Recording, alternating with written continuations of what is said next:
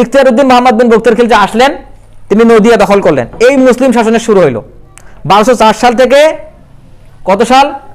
1757 সাল, 650 বছর, 650 বছর মুসলিমরা এই ভারত মহাদেশ শাসন করলো।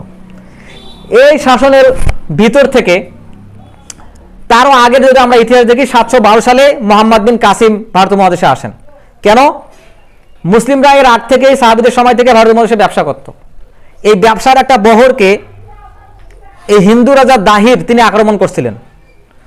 আক্রমণ করার কারণে এই প্রতিশোধ স্বরূপ উমাইয়া খেলাফতের সময় হাজ্জাজ বিন ইউসুফ তার ভাতিজা মোহাম্মদ ইবনে কাসিমকে ভারতে পাঠান প্রতিশোধ নেওয়ার জন্য। তিনি ভারতে আসেন, তিনি সম্ভবত জয় করেছিলেন পাকিস্তান এলাকা, আমাদের বাংলাও না ভারতও না, তিনি জয় করেছিলেন পাকিস্তান এলাকা, এটা জয় করছিলেন। এবং তিনি এই অঞ্চলটা জয় করে তার নাম দেন বাবুল ইসলাম। বাব মানে কি? দরজা। ইসলাম মানে ইসলাম, ইসলামের দরজা, তিনি ওই অঞ্চলের নাম দেন।